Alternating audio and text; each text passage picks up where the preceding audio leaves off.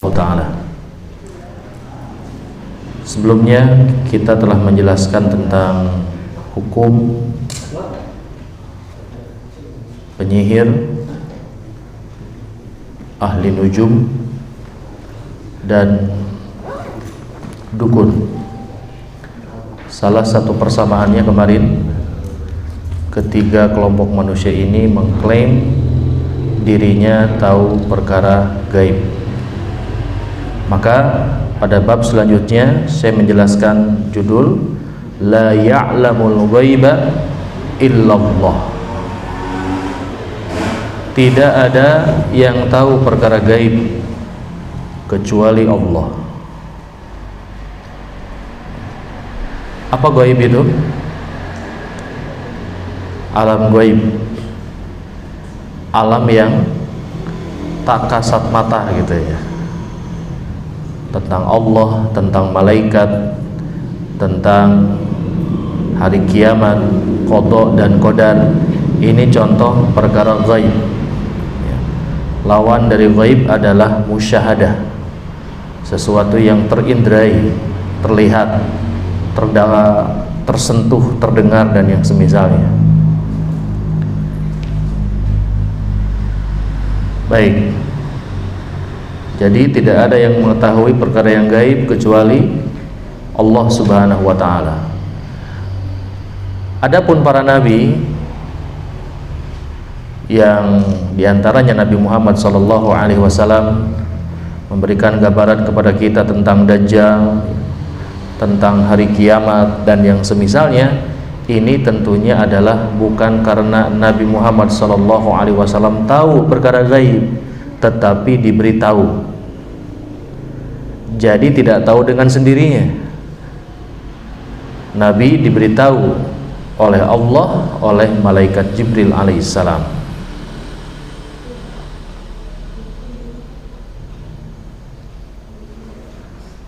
Begitu ya, cukup sekian aja. Ya, tidak ada yang mengetahui perkara gaib. Adapun yang hari ini mengaku-ngaku, sebagaimana telah pembahasan terdahulu, itu karena ada kerjasama ya, dengan makhluk-makhluk yang berserikat dengannya dari jin-jin yang kafir ataupun jin-jin yang fasik.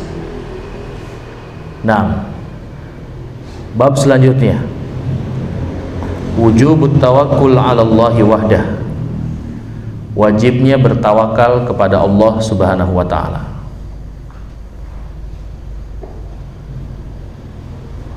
Ada yang kelewat sedikit ya, kemarin saya jelaskan tentang hukum memakai jimat ya.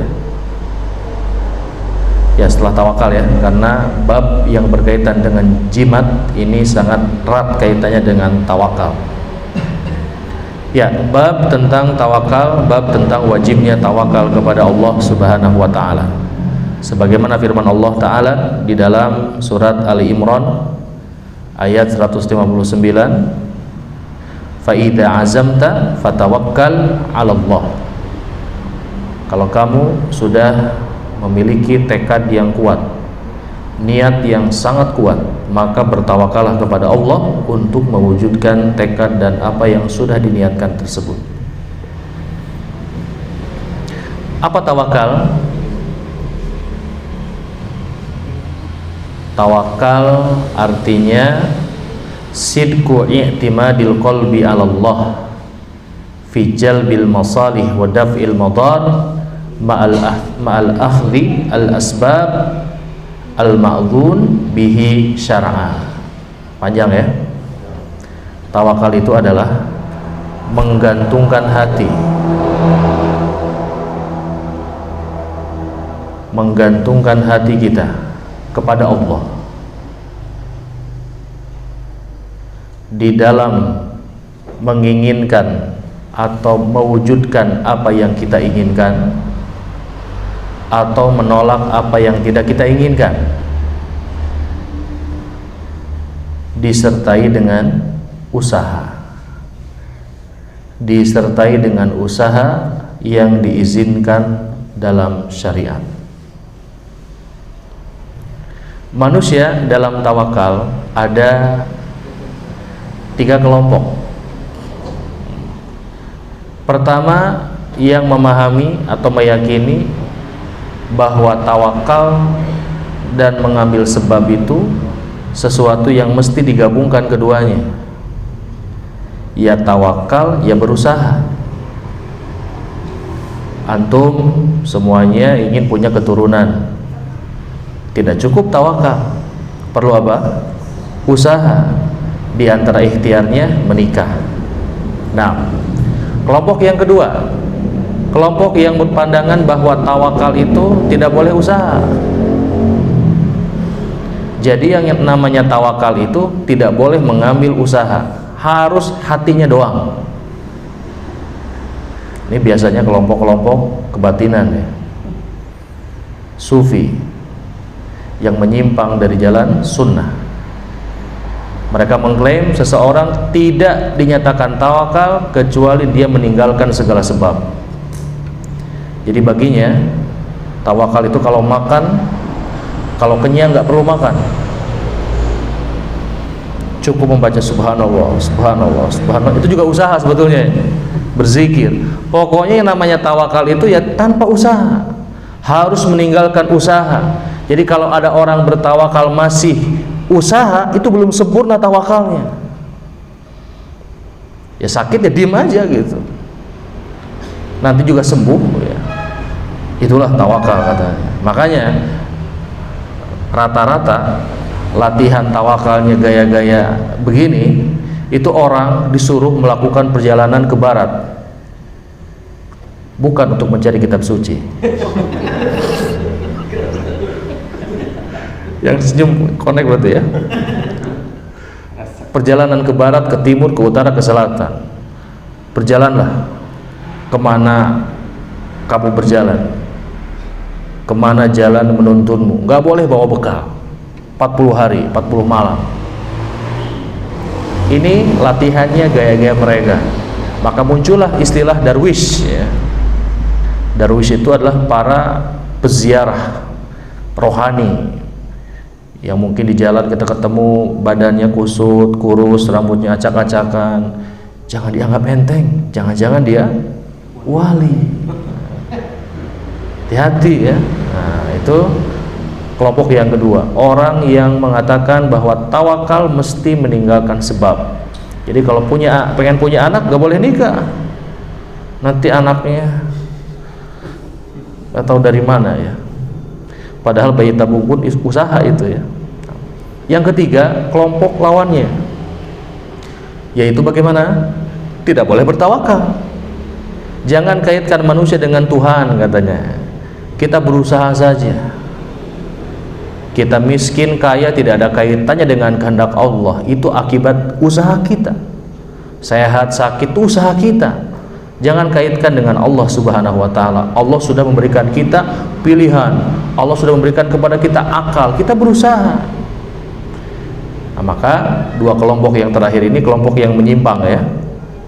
Kelompok yang pertama, kelompok yang sempurna akal dan agamanya, ya dia berusaha, ya dia berdoa, bertawakal kepada Allah, agamanya terjaga, akalnya juga terjaga. Yang kedua, yang hanya tawakal tanpa usaha, berarti dia rusak apanya? Rusak akalnya. Mungkin menurut dia agamanya bagus, tapi akalnya rusak. Adapun yang ketiga, akalnya mungkin tidak rusak, tetapi agamanya rusak, karena menihilkan peran yang maha kuasa dalam setiap usaha.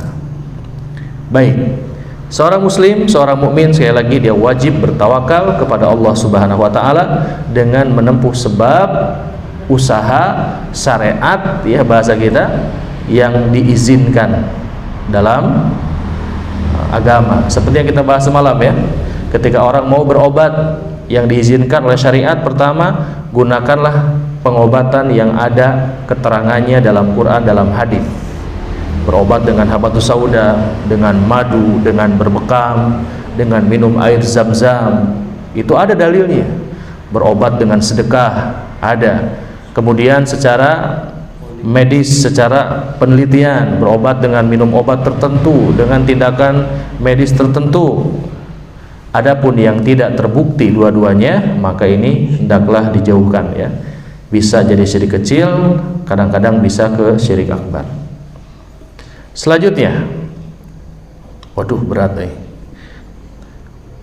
Bab tentang berhukum dengan apa yang Allah turunkan. Wujubul hukmi bima anzalallah wa tahrimul hukmi bighairi ma anzalallah. Wajib berhukum dengan apa yang Allah turunkan dan haramnya berhukum dengan selain apa yang Allah turunkan.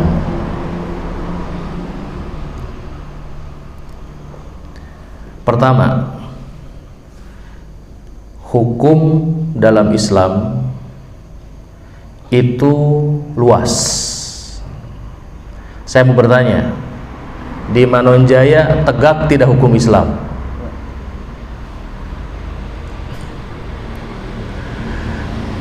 Orang selalu berpandangan katanya di Aceh tegak hukum Islam. Memang di Manonjaya tidak tegak hukum Islam? Tegak tidak? Tanya dulu ya, apa hukum Islam yang antum maksud? Sholat hukum Islam bukan? Wudu, tayamum, taklim, adzan, sholat Idul Fitri, Idul Adha, kurban, pernikahan, perceraian, zakat, saum, buka bersama, sahur bersama, guling-guling. Itu hukum Islam. Nah, berarti di Manonjaya tegak hukum Islam? Tegak. Tetapi tentunya sempurna tidak sempurnanya berbeda-beda. Tetapi akhirnya kebanyakan orang itu terlalu sempit memahami apa yang dimaksud dengan hukum Islam. Jadi mereka kadang-kadang mari tegakkan hukum Islam itu maksudnya apa? Bagian kecil dari hukum Islam yang disebut dengan babul jinayat, bab kriminalitas. Ya, kalau membunuh dikisos, kalau mencuri dipotong tangannya, minum khamr dicambuk, zina dicambuk kalau belum menikah, kalau sudah menikah dirajam. Itu bagian kecil daripada hukum Islam. Maka kita luruskan ya, bahwa hukum Islam itu semuanya, akidah, ibadah. Di sini riba haram nggak? Haram, berarti tegakkan hukum Islam ya. Begitu maksudnya.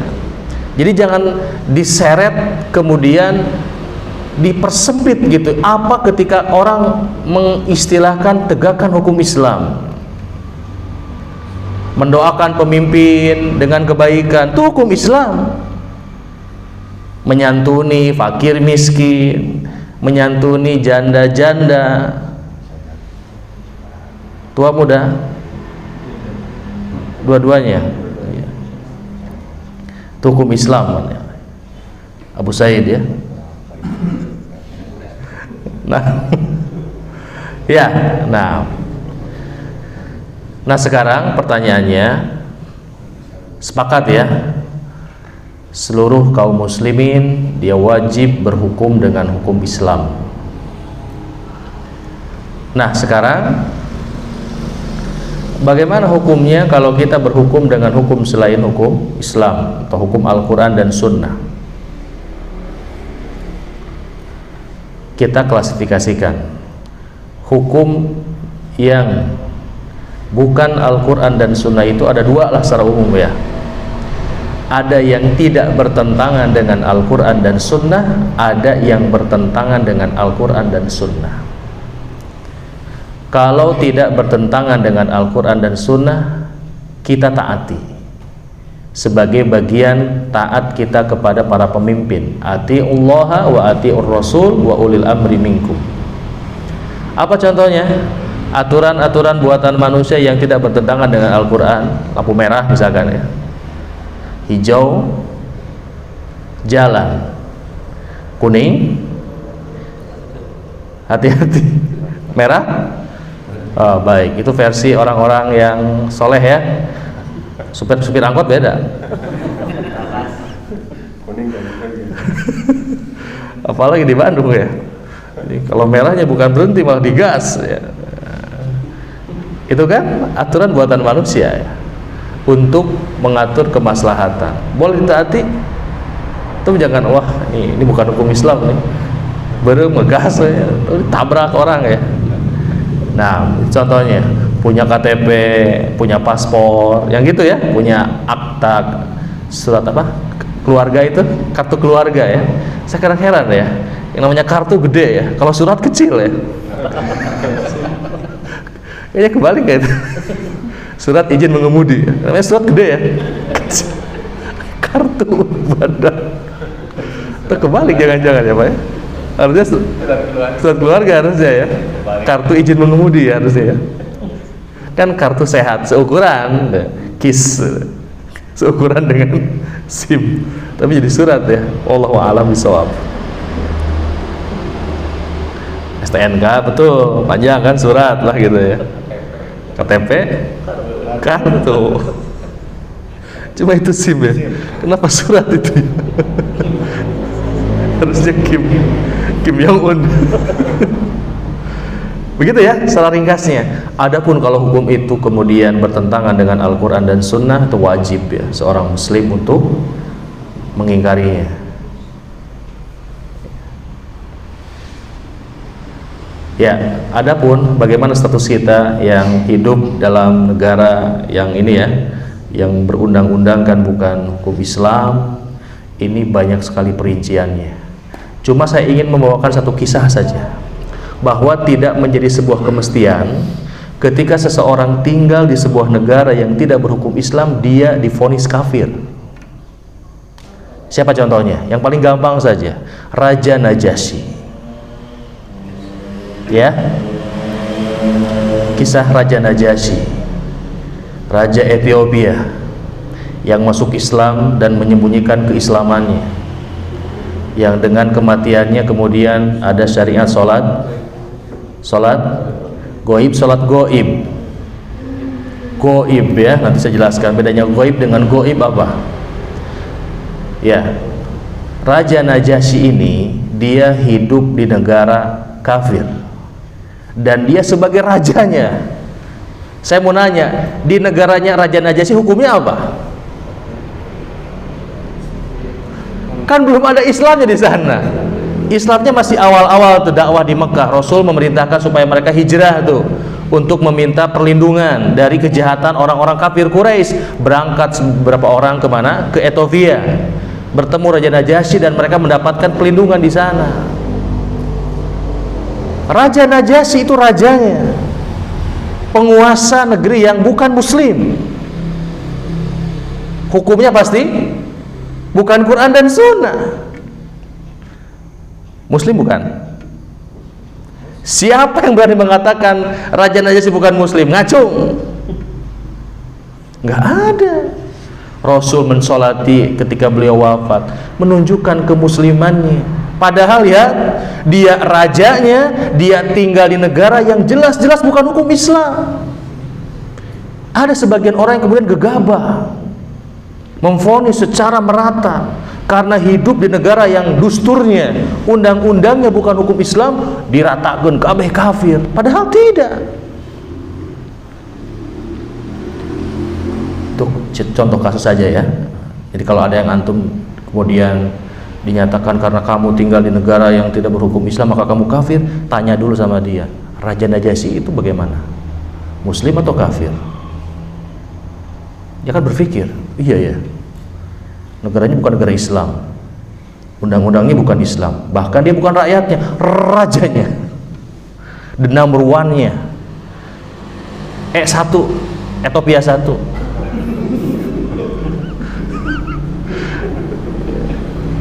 Oh, kita ada istilah RI1 gitu ya, ada E1, Ethiopia 1 ya. Paham ya? Nah, jadi tergantung, perinciannya banyak. Ada orang yang hidup kemudian ya dipaksa gitu ya, dipaksa. Kecuali kalau orang itu mengatakan begini, ya hukum buatan manusia itu lebih baik daripada Al-Quran dan hadis. Itu jelas. Dia sudah mengunggulkan hukum-hukum yang dibuat manusia di atas apa yang Allah Ta'ala turunkan, sudah jelas kekafirannya. Mengatakan lebih baik, lebih maslahat, lebih cocok, lebih adil, ya, ini jelas ya. Nah, begitu ya. Jadi seorang muslim wajib berhukum dengan hukum Islam, bukan dalam masalah kriminalitas saja, dalam akidah, dalam ibadah, dalam akhlak, dalam jual beli, dalam politik, hukum pidana, hukum perdata, wajib semuanya. Tetapi jangan dipersempit ketika berbicara Islam itu adalah berkaitan dengan pelanggaran-pelanggaran kriminalitas ketika pelanggaran terhadap hak orang-orang lain, mencuri, membunuh, bersaksi palsu dan yang lainnya. Cukup jelas ya? Lanjut, kita kejar ini. Selanjutnya kita akan bahas tentang nifaq, kemunafikan.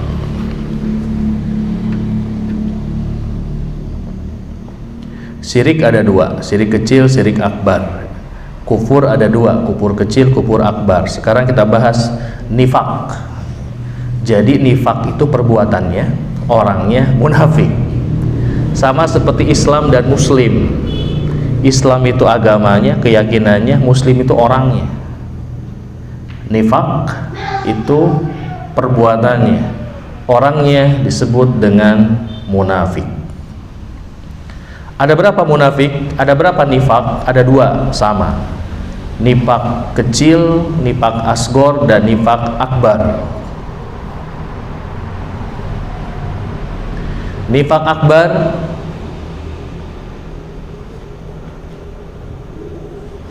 disebut juga dengan nifaq i'tiqadi, nifaq akidah. Dualisme, hatinya kafir, batinnya kafir, lahirnya Islam. Itu namanya nifaq akbar ya. Seperti keadaan munafik di zaman Rasulullah Shallallahu Alaihi Wasallam, Abdullah bin Ubay bin Salul. Itu nifaq akbar, nifaq besar. Hatinya, lahirnya menampakkan keislaman, padahal hatinya adalah kafir. Serigala berbulu domba, musuh dalam selimut. Itu gambarannya. Yang kedua ada namanya nifaq asgor, nifaq kecil. Ini yang sering kita dengar dalam hadis, ciri-ciri munafik ada 3. Pertama, jika berbicara dia berdusta, jika berjanji diingkari, jika diberi amanat dia khianat. Itu namanya nifaq kecil. Yang pertama, tempatnya di neraka. Seperti firman Allah, innal munafiqina fid darkil asfali minan nar. Munafik itu tempatnya dalam kerak api neraka. Adapun nifaq yang kedua itu kadang muncul dari seorang muslim. Ada orang muslim kalau berbicara bohong? Ada orang muslim yang jika berjanji mengingkari? Ada orang muslim yang diberi amanat khianat? Ada. Maka dia masih dalam kategori kemunafikan yang kecil. Tapi jangan dibiarkan, semakin bertambah, semakin sempurna, justru akan semakin mendorong orang tersebut kepada kemunafikan yang besar. Baik ya. Nah, itu ada munafik yang besar dan munafik yang kecil. Atau boleh diganti dengan begini, ada munafik yang 100% ya. Munafik apa bahasa kitanya? Munafik tulen ya, orisinil, autentik ya, munafik. Yang kedua ada munafik yang dikit-dikit gitu ya. Baik, lanjut. Gas yuk. Pembahasan selanjutnya aqsamus sunnah khamsah. Kita akan berbicara tentang sunnah. Sunnah itu ada 5 macam.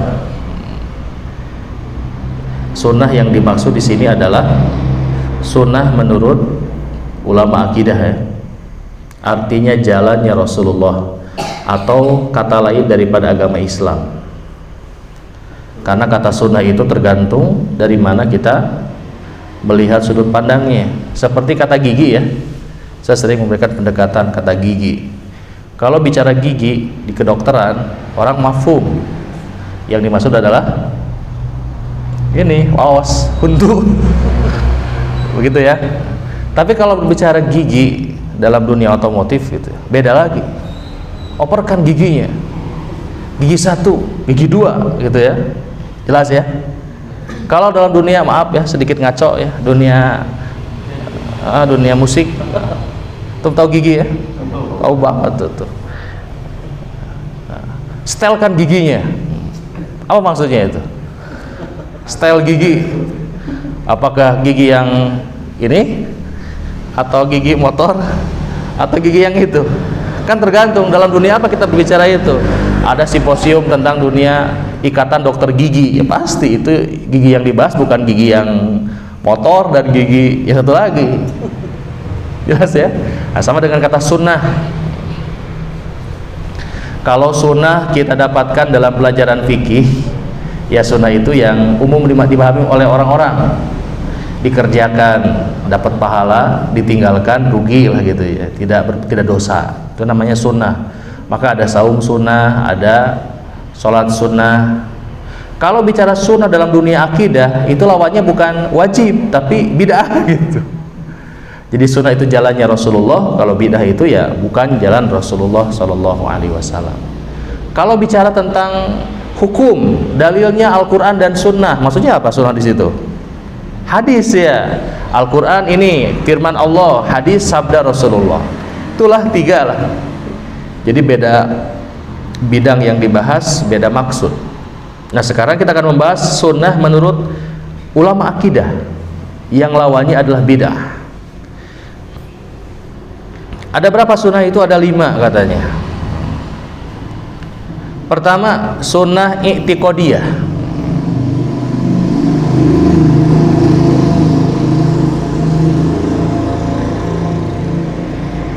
Sunnah i'tiqadiyah, sunnah yang berkaitan dengan keyakinan,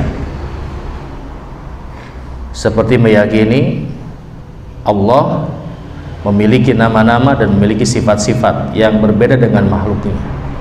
Sunnah yang berkaitan atau mengimani Nabi Muhammad sebagai Nabi dan Rasul yang terakhir, itu namanya sunnah i'tiqadiyah. Yang kedua ada sunnah qauliyah, sunnah berupa ucapan. Apa yang Rasul ucapkan kita ucapkan. Misalkan sunnah qauliyah dalam doa iftitah ya, membaca doa Allahumma ba'id wajjahtu subhanakallahumma dan seterusnya. Yang ketiga ada sunnah fi'liyah, sunnah berupa fi'liyah, perbuatan. Seperti kita hari ini ya, beriktikaf di mana? Di masjid.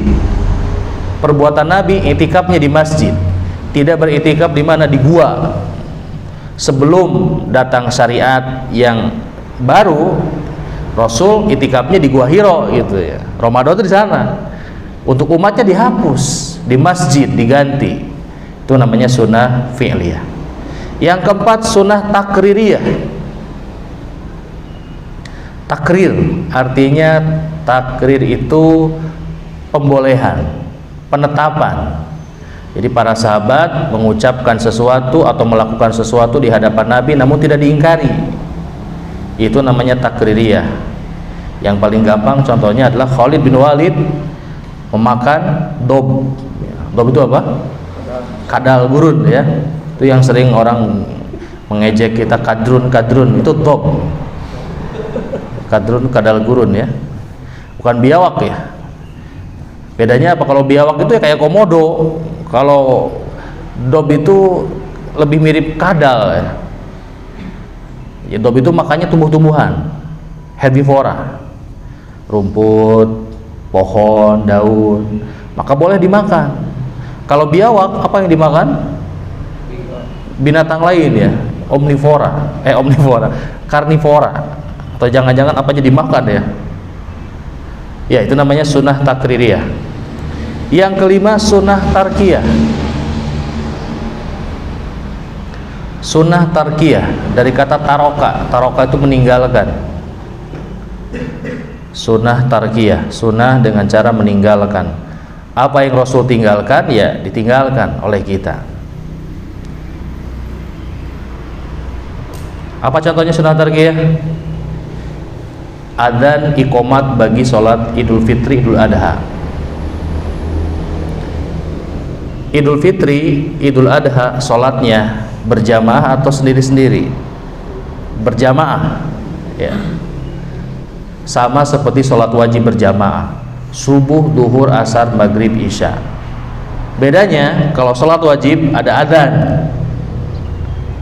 Sholat Idul Fitri ada adzan tidak ada? Gimana caranya kalau orang mau tahu? Ayo kita mulai sholatnya.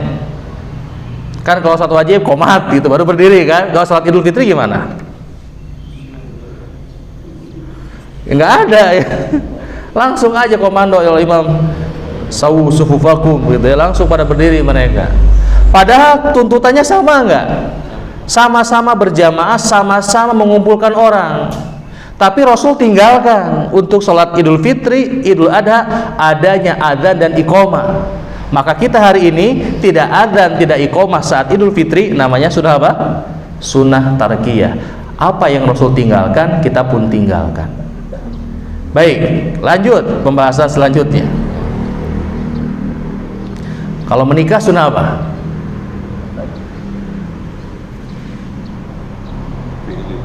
Fi'liyah. Masya Allah ya.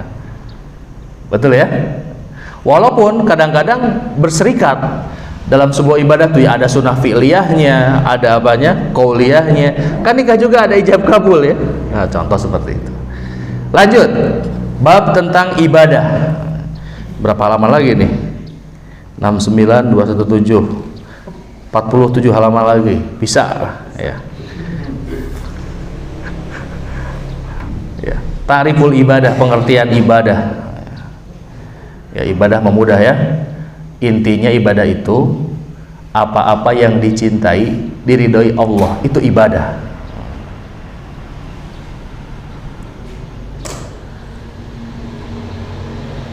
Apa-apa yang dicintai, diridhoi Allah, udah. Itu definisi paling mudah. Baik itu ucapan, perbuatan, keyakinan ya. Jadi sama dengan sunnah yang tadi ya. Ada i'tiqadiyah, ada qauliyah, maka ibadah pun sama. Ada ibadah i'tiqadiyah, ada ibadah fi'liyah, ada ibadah qauliyah, ada ibadah tarkiyah, dan ada ibadah takririyah gitu ya. Atau gantinya takririyah nggak ada ya, ibadah mal, ibadah harta.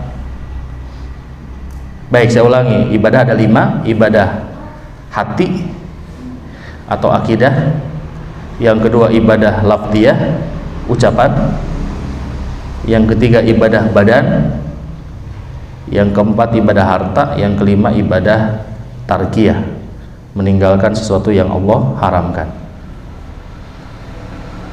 Contoh ibadah hati, ikhlas,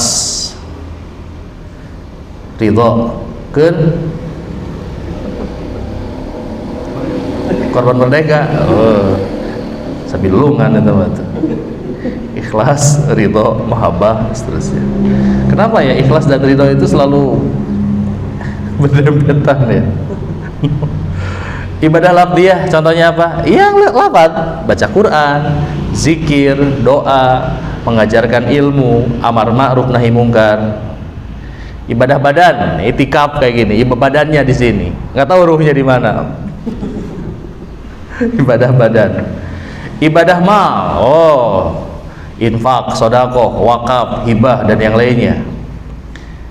Yang terakhir ibadah tarkiyah, meninggalkan apa yang Allah larang selama kita melakukan satu bentuk ibadah. Misalkan ketika sholat tidak boleh tertawa, tidak boleh makan, tidak boleh minum, itu ibadah tarkiyah namanya. Ketika itikaf tidak boleh mendatangi istrinya, nggak boleh boyong istri ke masjid ya. Ketika saum tidak boleh makan, tidak boleh minum, maka ini namanya ibadah tarkiyah. Jelas, gampang, mudah. Dan mungkin satu ibadah kumpul 5 macamnya, seperti ibadah haji. Ibadah haji akidahnya ada. Tidak boleh meyakini Hajar Aswad punya apa? Keberkahan. Sudah kita bahas kemarin. Ada ibadah ucapannya? Ada. Talbiyah, labbaik Allahumma labbaik, dan seterusnya. Ibadah badan? Ada. Tawaf, sa'i, wukuf, ya. Ibadah harta? Oh jelas banget itu. Orang kita pakai harta ya. Ada yang nggak pakai harta? Pakai harta, pakai ongkos ya. Yang terakhir tarkiyahnya ada juga. Selama haji nggak boleh apa, nggak boleh ini, nggak boleh itu, kita taati. Komplit semua ada ya dalam ibadah haji. Lanjut. La yakbalu ayu amalin ila bisartoin. Gampang ini mah ya. Tidak diterima ibadah kecuali dengan 2 syarat. Sudah melegenda ini mah. Hampir semua ustadz pernah menjelaskan ini di sini ya. Karena ini adalah manhaj ya, manhaj atau pijakan utama seorang muslim dalam ibadah. Apa itu? Nah, ikhlas dan mutabah. Apa itu ikhlas? Iya, karena Allah. Inni wajjahtu wajhiya lilladzi fataras samawati wal arda hanifa muslima wa ma ana minal musyrikin. Inna sholati wa nusuki wa mahyaya wa mamati lillahi rabbil alamin. Itu ikhlas. Yang kedua, ittiba. Apa ittiba itu? Mengikuti contoh sunnah Nabi Shallallahu Alaihi Wasallam. Beres ya, gampang itu. Manusia dalam 2 syarat ini ada 4 macam. Yang pertama, ada yang ikhlas dan ittiba. Maka ini adalah yang sebaik-baik orang dalam beribadah. Ibadahnya ikhlas, ya dia ittiba. Sholat subuh 2 rakaat dengan penuh keikhlasan. Topnya ini. Yang kedua, ada yang ikhlas tapi tidak ittiba. Salat maghrib 4 rakaat ikhlas. Bagaimana? Baik atau tidak baik? Ya tidak baik. Ya, ikhlas tapi tidak ittiba. Kurban pakai ayam. Ikhlas saya. Daripada saya pakai sapi tidak ikhlas, mending saya kurban pakai ayam, ikhlas. Pakai telur gitu. Tidak ittiba itu, ikhlas tapi tidak ittiba, maka ibadahnya tidak diterima lah, teorinya begitu. Yang ketiga, bagaimana? Ada yang ittiba tapi tidak ikhlas. Lah gampang contohnya ya. Orang mengikuti sunnah tapi tidak ikhlas. Dan yang keempat, tidak keduanya, ya tidak ikhlas, tidak ittiba, geus mah salat subuh teh 4 rakaat dipamer-pamer di kabatur. Abi mahnya tingali salat subuh nage 4 rakaat teu elehnya batur mangan 2 bebe jadi kabatur hayang kapujinya. Itu sudah tidak ikhlas ya, tidak ittiba. Nah, kita mau yang mana? Jangan mau yang nomor 2, 3 dan 4. 1 ya, 2, 3, 4 itu hanya khusus dalam 2, 3, 4 dalam itu. Kalau dalam ini, dalam ibadah harus 1, ya ikhlas, ya ittiba. Gas, lanjut. Kapan seseorang dinyatakan ikhlas? Ketika dalam beribadah tidak ada yang dimaksud kecuali Allah. Kadang di tengah perjalanan godaan ada ya. Awalnya ikhlas, tengah-tengah ada godaan. Bagaimana? Kita biarkan atau kita lawan? Lawan. Bagaimana orang dinyatakan ikhlas? Tadi. Bagaimana orang dinyatakan ittiba? Ayo, gimana? Mengikuti Nabi dalam berapa hal? 6 ya. Tidak disebut ittiba kecuali seseorang mengikuti Nabi dalam 6 hal. Pertama, sebabnya. Ada orang saum Senin, tapi dia sebabnya karena Senin hari lahir dia, maka saumnya ini tidak mengikuti sunnah. Kenapa? Kalau Nabi saum Senin itu sebabnya apa? Ada perintahnya. Senin, Kamis, saum. Kalau orang ini sebab dia melaksanakan saumnya karena apa? Dia lahir hari itu. Walaupun saum di hari yang sama, dia sahur, jam saumnya sama lama dengan yang sunnah, tetapi yang satu dianggap mengikuti sunnah, yang satu lagi tidak, karena sebabnya berbeda. Jelas. 2, mesti sama dengan Nabi jenisnya. Zakat fitrah atau zakat fitri, pakai apa jenisnya? Makanan pokok. Boleh pakai pisang? Pisang makanan pokok bagi monyet. Monyet atau mayat zakat atau ya. Atau Pak Geri, saya mah punya jeruk. Boleh nggak zakat kita pakai jeruk?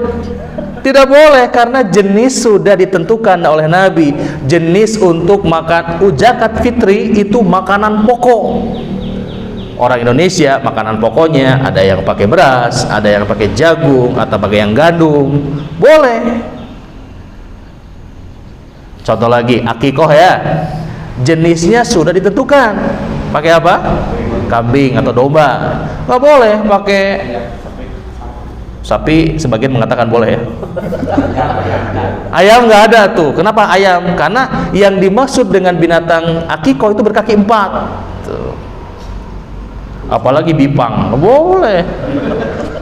Bipang mulu. Jangan mentang-mentang di saya bipang nggak pakai pang ya, B-nya itu banyak ya. Akikoh pakai B, nggak boleh ya, B2. Nah, jenisnya sudah ditentukan. Yang ketiga, kadarnya. Ya, kadarnya, kadar ukurannya. Seperti ukuran dalam rakaat sholat. Isya 4 rakaat, maghrib 3 rakaat, zakat fitr 1 sok ya, 4 mud, atau kita pakai konversi antara 2,5 sampai 3 kilo. Zakat mal 2,5%, zakat pertanian ada yang 1/20, 1/10. Itu namanya sudah ditentukan kadarnya. Usia binatang kurban yang bagus begini, ada kadarnya. Jangan terserah saya, ibadah mah kumaha saya. Kalau motor boleh, terserah antum ya. Motor aing kumaha aing, kajeun eta mah. Tapi dalam ibadah nggak boleh ya. Salat aing kumaha aing, nggak bisa. Paham ya? Apalagi ada kadarnya. Ya ada bilangan itu, kayak tawaf itu kan ada kadarnya tuh. Berapa tuh? 7 kali. Oh, saya masih kuat. Saya kan atlet lari. Nggak bisa. Saya apa mau ini aja larinya 5K half maraton. Orang disuruh sa'i, saya nggak mau sa'i, saya mau sprint, nggak bisa. Sa'i itu artinya jalan, ya jalan sedikit berlari. Memang ada yang larinya ya di tanda hijau itu, ada sprintnya dikit loh. Ini saya pengen sprint dari awal, kagok. Saya kan atlet sprinter, temennya Usain Bolt. Nggak gas, sesut, gak baturnya, ya boleh. Kadar waktu saum, ya pokoknya berkaitan ukuran waktu ya. Bilangan itu namanya kadar. Kita kadar saum mulai kapan? Dari terbit fajar sampai maghrib. Jangan mentang-mentang banyak stok kayak saya gitu ya. Saya mah habis tarawih aja bukannya lah.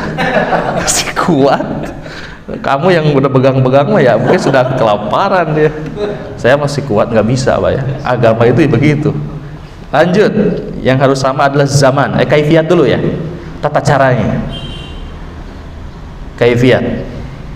Semuanya ada tata caranya. Salat, takbir, gini, sujud, ada kaifiatnya.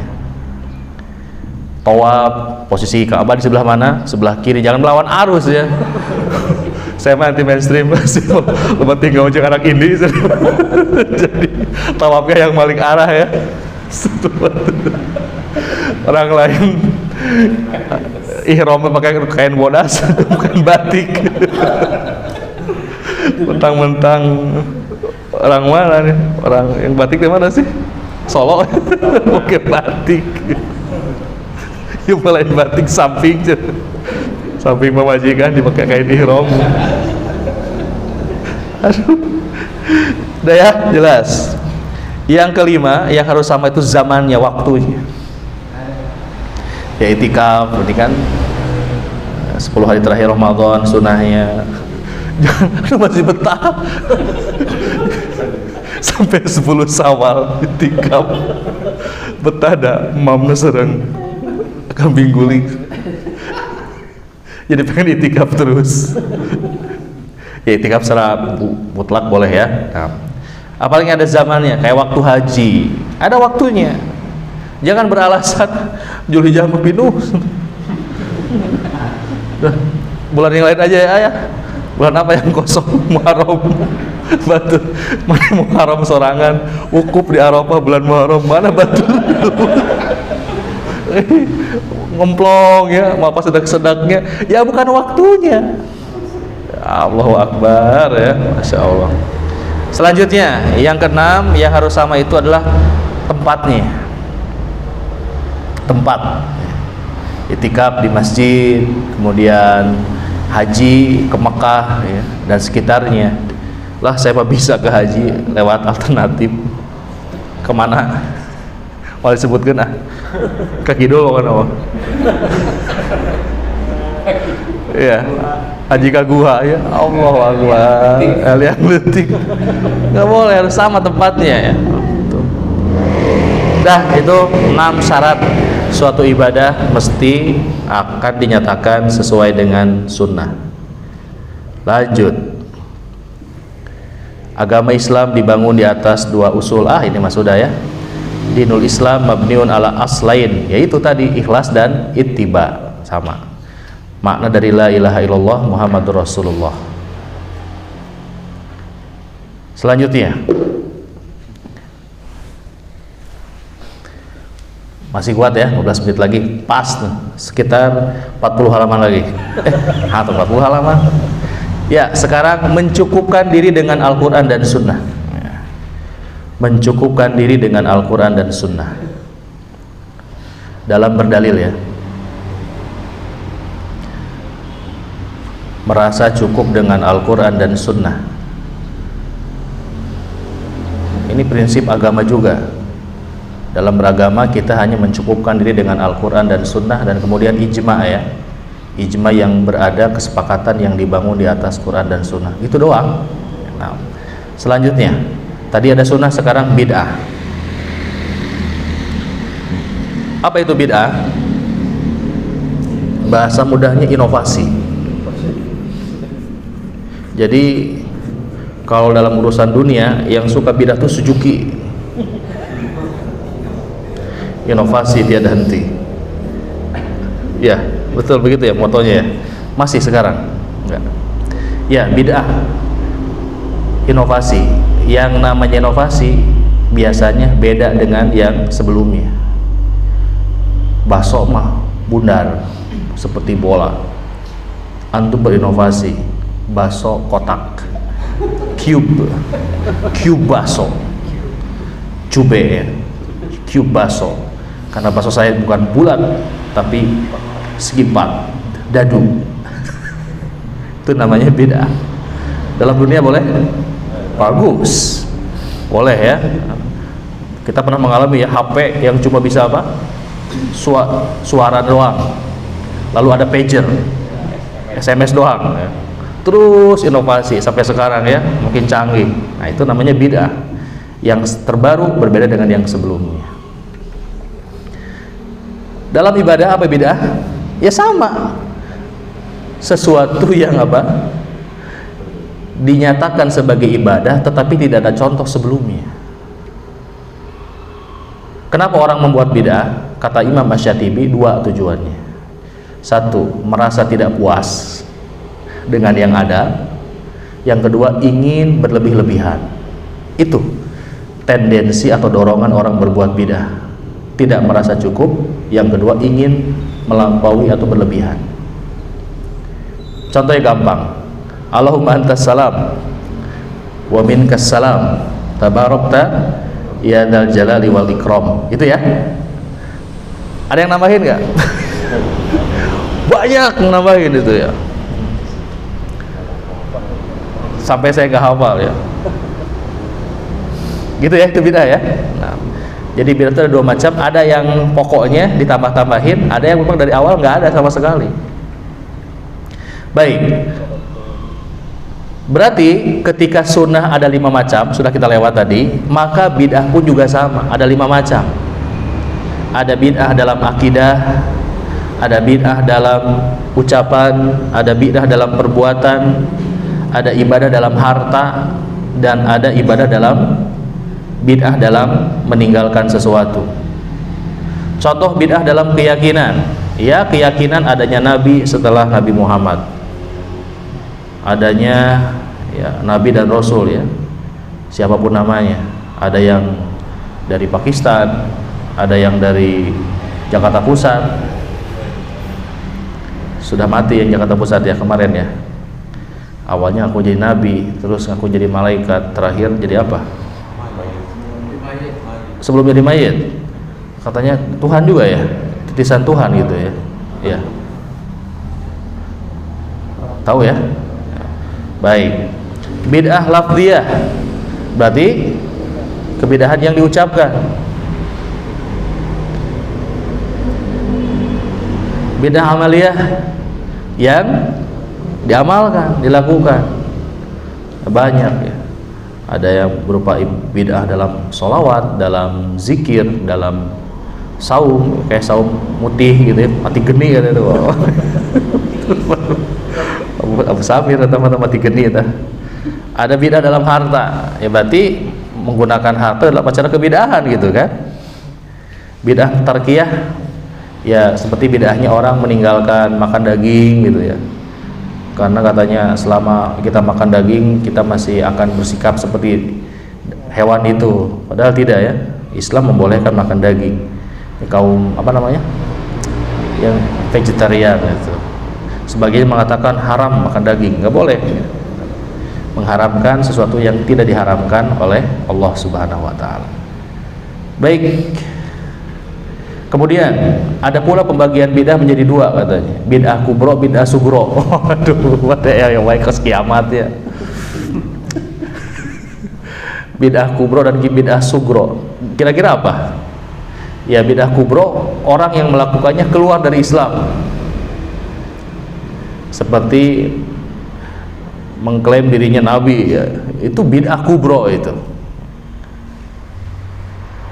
Yang kedua ada bid'ah sugro, bid'ah kecil, tidak sampai orang itu keluar dari Islam. Ya bid'ah-bid'ah kecil ya, yang antum ketahui lah, ada yang baca ini, baca itu bid'ah sugro. Kemudian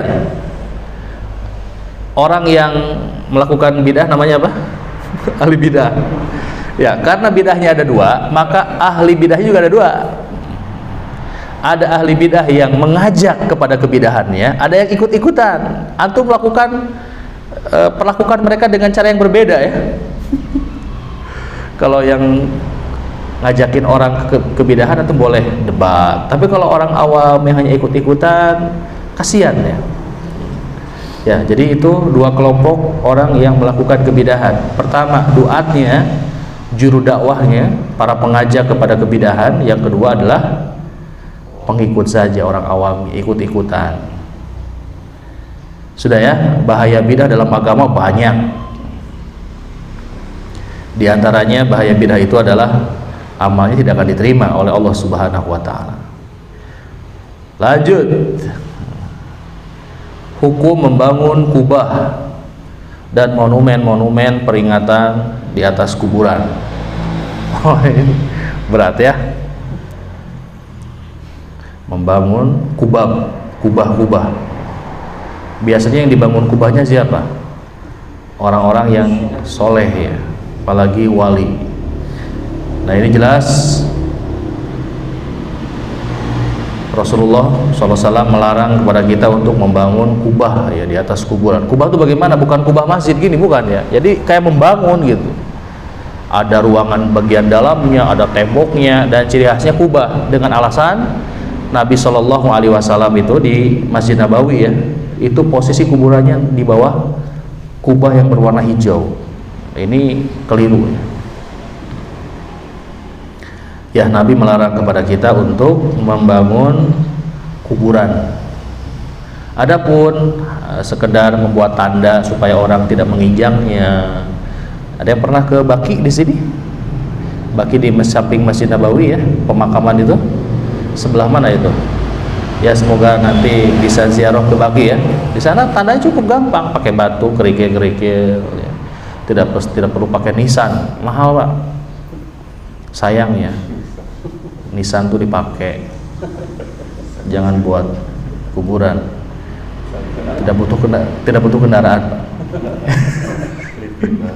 Livina, Juk, apalagi kick, nisan kick. Ya lanjut ya, jadi larangan itu. Kemudian haramnya sholat ke kuburan. Ini berarti hal-hal yang berkaitan dengan kuburan yang terakhir ya. Pertama apa tadi? Membangunnya, menghiasinya. Sampai karena saya orang Cicahem ya, mungkin Abah Ruli dekat Prajati Handap, naik ke atas dikit ya, ada pemakaman Cikadut. Sampai komplek tuh bisa melihat pemandangan ya, seperti di Hong Kong nih dan di Tiongkok mungkin ya, kuburannya megah-megah. Itu membangun. Di sini Tapekong namanya ya Pak? Bong. Nah ya, Bilabong. Ya, haramnya sholat di kuburan. Ini juga perlu menjadi perhatian kepada kita ya. La tusallu ilal kubur wa la tajlisu 'alaiha. Janganlah kalian sholat ke arah kuburan dan jangan duduk di atasnya. Baik. Hukum ziarah tahunan yang ditentukan ke kuburan-kuburan tertentu. Waduh, bahaya. Lewat ah. Ya intinya ziarah kubur itu disyariatkan, tapi tujuan orang ziarah kan cuma dua ya. Pertama, mendoakan si ahli kubur. Yang kedua, mengingat kematian. Maka kalau dengan yang dekat saja bisa dua-dua ini, ya sudah, jangan yang jauh-jauh. Ke depan sedikit gitu ya, sambil ke kebun jeruk Pak Geri kan ada kuburan situ. Oh jadi ingat mati, ya sudah cukup mendoakan. Sudah terpenuhi tujuan ziarah kuburnya. Kalau kemudian melakukan perjalanan jauh untuk beribadah, maka Nabi melarang kita, janganlah kalian melakukan perjalanan jauh dalam rangka mencari keberkahan kecuali ke Mekah, Madinah dan Masjidil Aqsa. Jadi kalau mencari berkah ke Gunung Kawi ya jangan Gunung Kawi atau kemana, aduh janganlah. Lanjut, pas dulu ini. Oh ini hukum orang menjadikan kuburan sebagai jalan dan tempat bermain-main. Ya jadi kuburan itu daerah yang punya keistimewaan bagi kita ya. Tidak boleh diinjak, tidak boleh diduduki. Ini dipakai jalan. Allahu Akbar. Atau dipakai tempat main ya. Pernah dikisahkan di kota-kota besar itu kuburan tempat zina kadang-kadang. Nauzubillahi min dzalik ya. Pakai konser ya, pernah lihat saya itu. Ada konser musik Pak di kuburan ya. Memang musik hitam ya. Musik logam ya. Musik metal. Dah ya, tidak boleh ya, kuburan tidak boleh untuk dipakai main-main, jadikan jalan, apalagi tempat bermain. Aduh dikit lagi. Ya, selanjutnya 5 menit lagi tamat lah. Tahrimu adhiyatil muslimin, haram menyakiti kaum muslimin. Jelas kita sudah membahas tentang ihsan. Ihsan itu berbuat baik wajib, maka lawan dari berbuat baik adalah menyakiti. Haramnya menyakiti kaum muslimin. Dengan apa? Dengan semuanya. Dengan ucapan tidak boleh, dengan perkataan tidak boleh, dengan perbuatan tidak boleh. Haram hukumnya.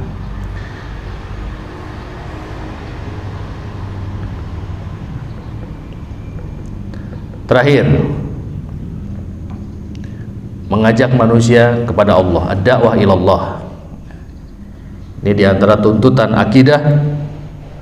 Setelah kita menjadikan diri kita soleh, maka kita harus berikhtiar untuk menjadi jalan kesolehan bagi yang lain. Maka dengan dakwah, Allah berfirman, "Qul hadhihi sabili ad'u ilallah." Katakanlah ini jalanku, jalan menyeru orang-orang kepada Allah.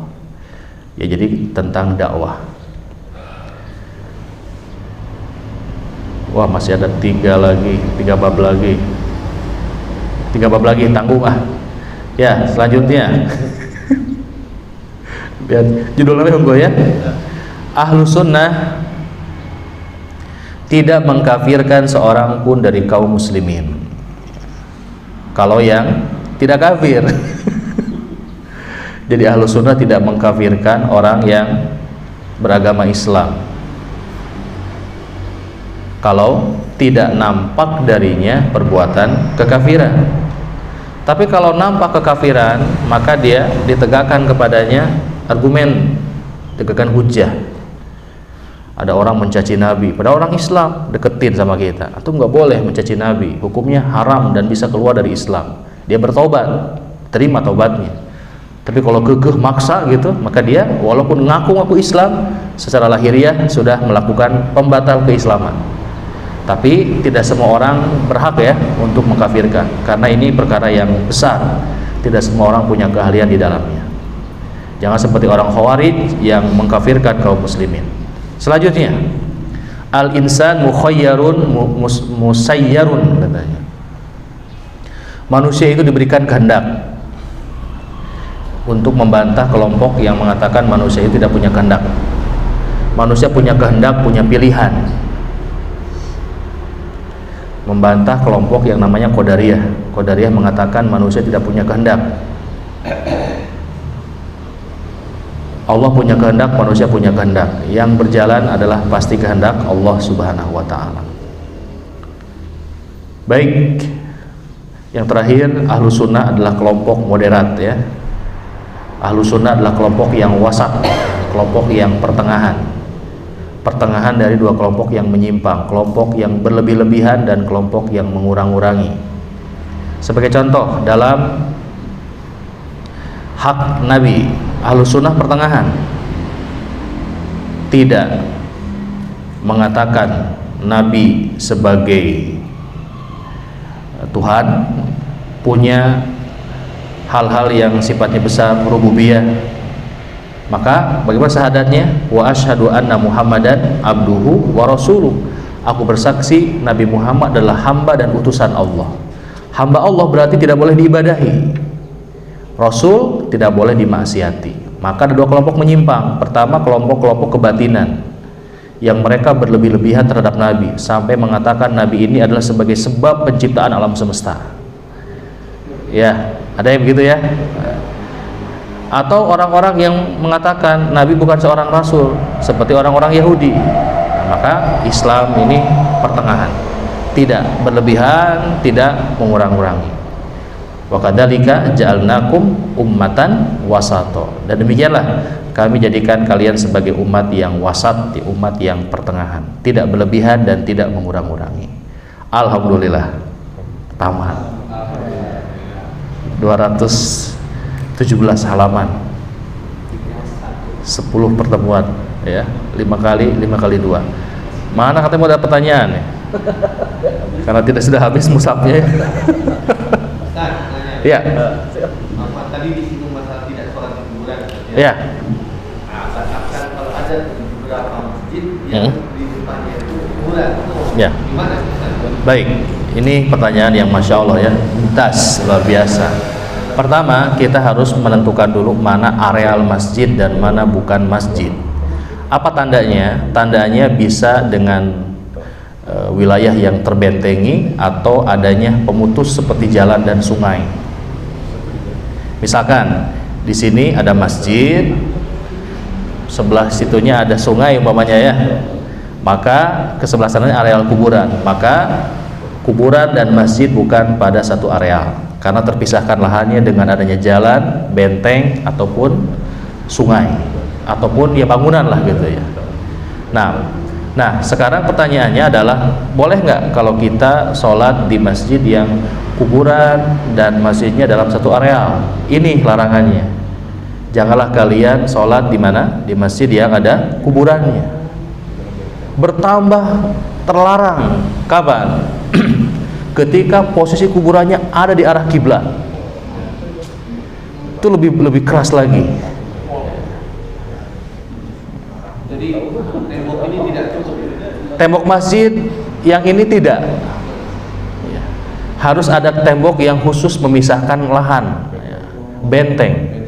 Makanya kata para ulama, kalau misalkan di sebuah masjid ada kuburan yang misalnya, maka tanya dulu mana yang ada duluan gitu kan. Apakah duluan masjidnya? Kalau duluan masjid, pindahkan kuburannya. Tapi kalau duluannya kuburan, masjidnya yang dirobohkan, ganti tempat yang lain. Kenapa?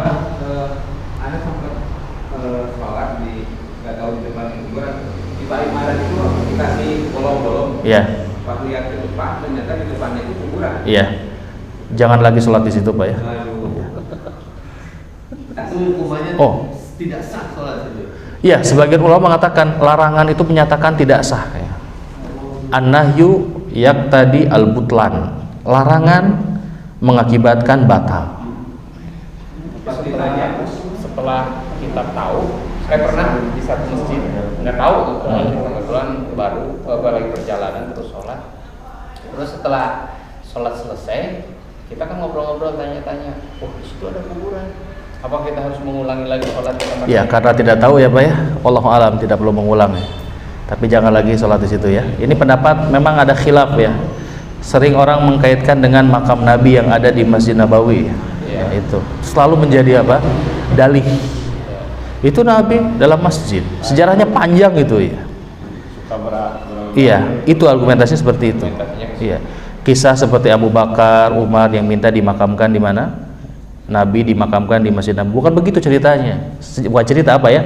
Kronologisnya. Pertama, Nabi SAW itu ada sebuah keterangan yang memang ini masih diperselisihkan para ulama tentang sah dan tidaknya. Jadi para nabi itu dimakamkan di tempat meninggalnya. Jadi para nabi dimakamkan di tempat meninggalnya. Maka Nabi dimakamkan di mana? Di masjid atau di rumah? Di rumah. Rumah siapa? Aisyah. Yang kebetulan, bukan kebetulan, yang qadarullah, nggak ada kebetulan. Ditakdirkan Allah Subhanahu wa taala, rumahnya itu dempet dengan Masjid Nabawi. Dan para ulama ahlus sunnah dari masa ke masa senantiasa memperingatkan kalau ada pelebaran jangan sampai memasukkan rumah itu masuk ke dalam masjid. Jadi pelebaran itu harus ke arah mana? Ke arah depan, ke arah kiblat, ke arah utara, ke arah selatan atau ke arah sana. Entah bagaimana ya, namanya juga sejarah manusia, tidak semua manusia itu dalam keadaan tauhid. Akhirnya perluasan itu masuklah, rumah itu jadi masuk ke dalam areal masjid. Itu pun sudah diberikan tanda ya, oleh pemerintah Saudi hari ini ya, dibuat benteng yang berlapis, dibuat pola benteng yang tidak lurus sehingga agak sulit kalau orang berjamaah sholat di situ karena sopnya akan membentuk segitiga gitu ya. Dibuat sedemikian rupa agar tempat itu tidak dijadikan tempat sholat, tetapi ya tetap ya orang-orang yang gulu, orang-orang yang berlebih-lebihan tetap seperti itu. Nggak bisa dari dalam, dari luar. Ada kemarin video kecil ya, video yang ada orang lagi kumpul-kumpul di luar Masjid Nabawi dekat kubah hijau itu, padahal jauh ya. Langsung di bubar gitu kan. Seperti itu ya. Ini masalah kubur ini memang agak menarik ya, karena tadi ada ininya, ada bukti nyata hari ini yang sering dijadikan dalih. Eta kumaha Masjid Nabawi ya gitu, suka begitu. Berarti orang teu meunang atuh salat di Masjid Nabawi gitu alasannya. Tadi saya jelaskan ya. Jadi kuburan yang ada di Masjid Nabawi itu tidak berada di areal masjid karena dibuat benteng yang sebagian mengatakan 3 lapis bentengnya itu. Jadi posisi masjid dengan kuburan kuburan Abu Bakar, Rasulullah, Abu Bakar dan Umar itu tidak dalam satu area, dibuat benteng sampai 3 lapis. Wallahu alam ya. Ya. Demikian. Jadi jangan meminta diwasiatkan untuk dikubur di mana? Sekitar masjid. Ya. Sekarang kan lagi ada dengar yang nabi palsu tuh, yang terakhir kan yang orang yang siapa tuh yang kabur ke Jerman.